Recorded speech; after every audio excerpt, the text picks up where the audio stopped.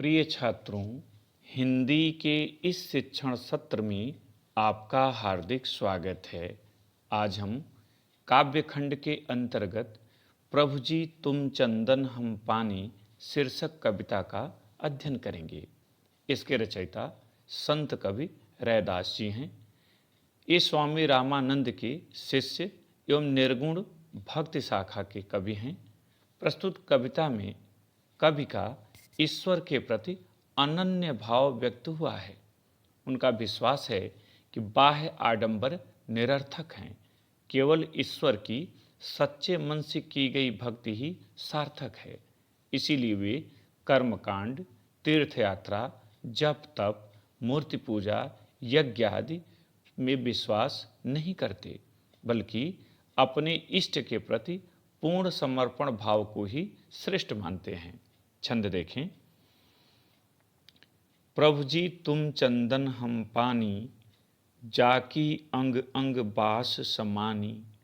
प्रभु जी तुम घन बन हम मोरा, जैसे चितवत चंद चकोरा। प्रभु जी तुम दीपक हम बाती, जाकी ज्योति बरै दिन राती। प्रभु जी तुम मोती हम धागा, जैसे सोनहि मिलत सुहागा। प्रभु जी तुम स्वामी हम दासा, ऐसी भक्ति करे रे दासा। यहाँ पर संकेत होगा प्रभु जी तुम फिर डॉट डॉट रैदासा।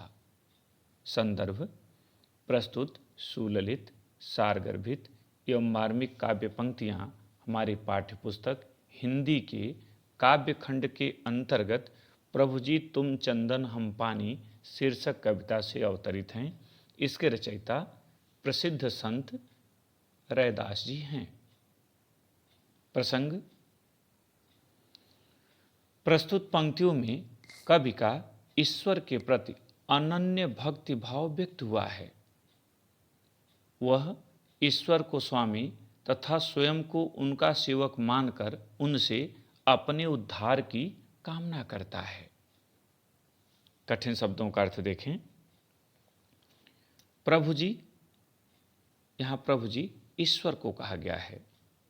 जाकी माने जिसकी, समानी, समानी माने समाया हुआ, बास, बास माने सुगंध, महक, घन माने बादल, मोरा, मोरा माने मयूर पक्षी, मोर, चितवत, चितवत माने देखना, चंद, चंद्रमा, चकोरा माने चकोर पक्षी, जिसे चातक या पपीहा भी कहते हैं, दीपक, दिया, ज्योति माने प्रकाश, बरै माने जले, जलना, रात माने रात्रि, सोनहि, सोनहि माने स्वर्ण, सोना, स्वामी मालिक और दास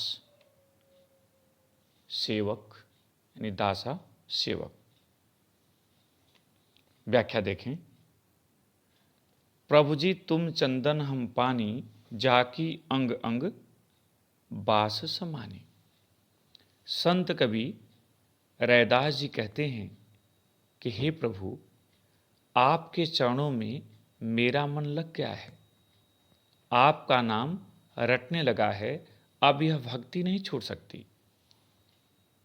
हे प्रभु जी, हे ईश्वर, आप चंदन हैं और मैं पानी के समान हूँ। जैसे चंदन को घिसने से पानी भी सुगंधित हो जाता है, उसी प्रकार आपकी भक्ति मेरे अंग अंग में सुगंध बनकर समा गई है। प्रभु जी तुम घन बन हम मोरा, जैसे चितवत चंद चकोरा। कभी आगे कहता है, हे प्रभु, आप इस वन के, उपवन के बादल हैं, वैभव हैं। जैसे बादल के घिरने से मोरा मयूर पक्षी आनंदित होकर नृत्य करने लगता है, वैसे ही आपकी भक्ति में पड़कर मेरा मन मयूर नृत्य करने लगा है।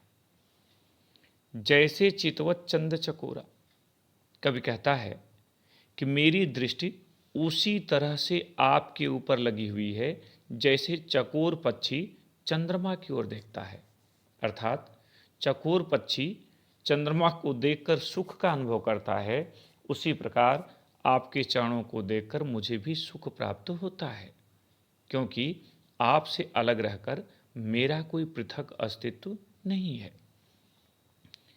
प्रभु जी तुम दीपक हम बाती, जाकी ज्योति बरे दिन राती। कबीर रैदास जी कहते हैं, हे प्रभु आप दीपक हैं और मैं उस दीप में जलने वाली बाती के समान हूं। जिस प्रकार दीपक की ज्योति रात दिन जलती रहती है, प्रकाश बिखेरती रहती है, उसी प्रकार मेरे मन में, मेरे हृदय में आपकी भक्ति से प्रकाश निकलता रहता है, आनंद बरसता रहता है। प्रभु जी तुम मोती हम धागा, जैसे सोनहि मिलहि सुहागा।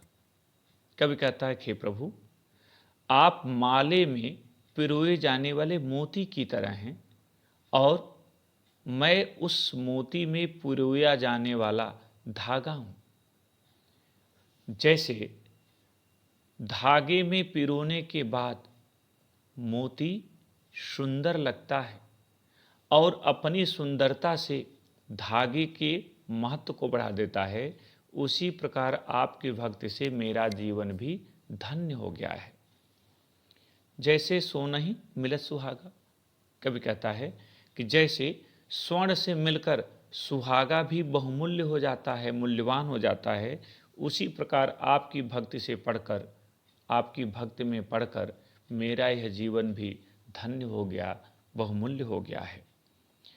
प्रभु जी तुम स्वामी हम दासा, ऐसी भक्ति करे रैदासा।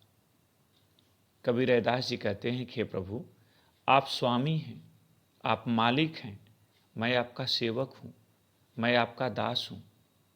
और जैसे दास अपने स्वामी को प्रसन्न करके सारा सुख प्राप्त करता है, सारी संपत्ति प्राप्त करता है, उसी प्रकार मेरा मन भी आपके चरणों में लगा हुआ है और आपसे मुझे भक्ति प्राप्त होगी और मैं इस संसार के माया मोह से मुक्त हो जाऊंगा। इस पर आधारित काव्य का सौंदर्य देखें। पहला, प्रस्तुत काव्य पंक्तियों में कवि ने सदैव ईश्वर के समीप बनी रहने की कामना की है।